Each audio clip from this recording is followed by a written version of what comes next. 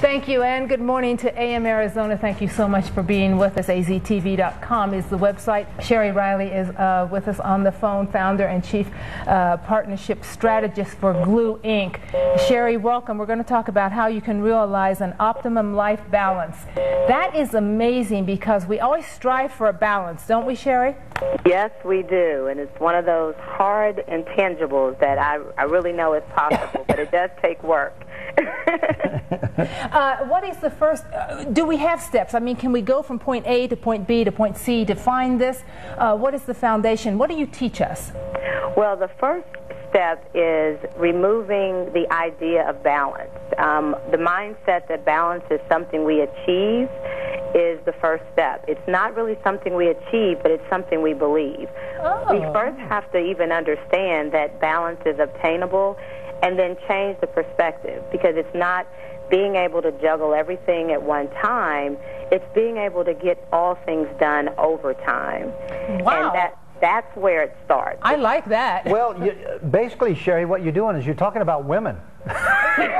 Women, we try to do that former. We won't satisfy ourselves to do the latter. Yes, Lou, you're correct. We think we can balance everything. We think we can multitask. Really, when it comes to this thing we call multitasking, isn't exactly, well, I guess it is, but sometimes you don't devote enough attention to one thing and you don't do them thoroughly.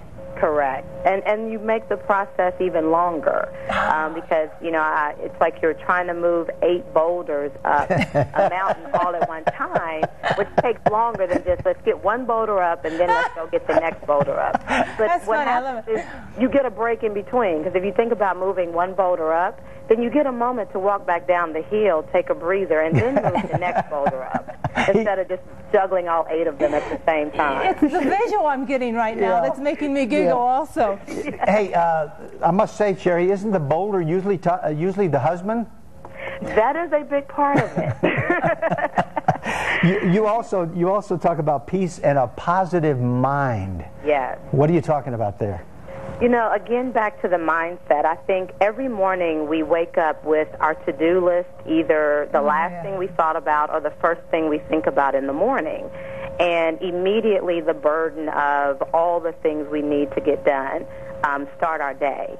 Instead of waking up with that mindset of, here's all the great opportunities I'm going to take advantage of, here's all the great things that I accomplished yesterday, instead of, oh my God, I didn't get this done and I didn't get that done and now I've got to do this. And the biggest part of the mindset is high achievers are always overwhelmed. And they're overwhelmed because they have so much to do. So if we learn to just get comfortable in feeling overwhelmed instead of trying to alleviate that feeling or thinking that that's an unnatural or unhealthy feeling. It really is, okay, I'm overwhelmed because, you know, as we know, the Bible says my cup runs over. You know so that what? means you're full. You know what, Sheri, you're so right. I think in the business world, which I've been a part of, and Tanya's certainly a part of, we've always heard about those people that have too much to do always get the job done. Yes. Yes, I love the way you said yes and let it hang there, Sheri. Yes, the answer to that question is yes, but there's a but that follows that, isn't there, Sheri? Yes, there is. Yes, there is. And I think it's one of those things where when we get that mindset and when we begin to understand the timing of it all is when we really start to be able to learn the value of balance. You know, going back to waking up in the morning, don't you think some of this is, this is a scenario, let me paint this for you. You're lying in bed, you lie down, fall asleep, middle of the night, or you wake up with these thoughts, I have to do 5 things, and they're rolling in your head. Now, we have found if you get up and write those down, you can go back to sleep much easily. I've learned that. But when we wake up in the morning, it's those things we don't want to forget to do, so we hit them immediately in our mind.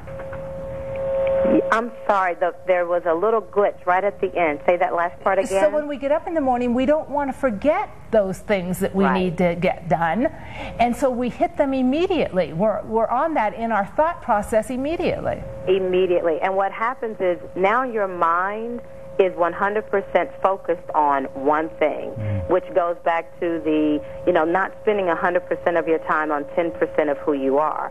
So now you've got 100% of your mind set on these 5 things versus the other plethora of things that could happen in that day.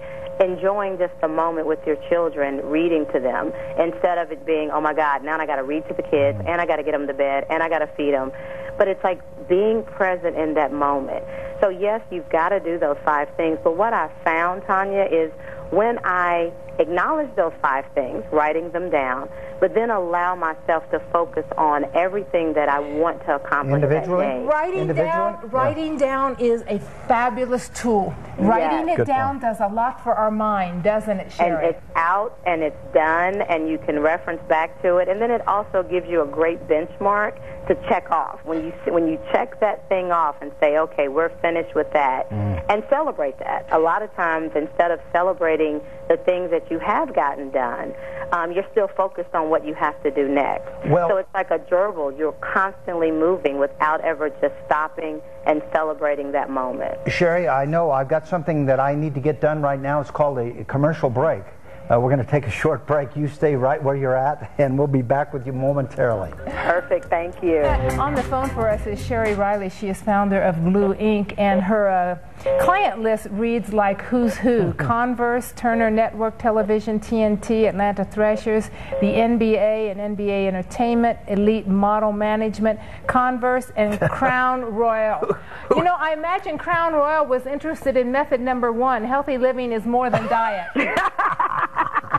I bet they really capped right on that one, didn't they? You know what? But after you've had some Crown Royal, you really don't care. You don't care. Huh? You really don't care. They are. You can have a positive outlook. Yes. Sheri, this is fascinating to me because all of these things are so important in all of our lives if we can commit to them. Method 4, you say live in your POWER, their power. What does that stand for? That is an acronym for perspective, ownership, wisdom, engagement, and reward. And you said it, Lou. It's like you have to commit. And what the POWER acronym, living in your power, that is my steps to help people commit.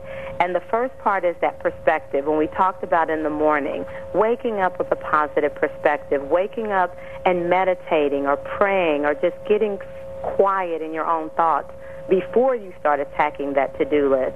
And then taking ownership, Lou, again to your reference earlier about the husband. But a lot of times as women, we've got to take ownership of how much of this are you taking on that you really don't have to. Yeah. And then living in the wisdom of what you get from those 2 steps. Once you clear the mind and once you get focused and once you take ownership, then you begin to make better choices and better decisions. Did you really have to go that extra mile when the first mile was just enough? And it was excellent in and of itself.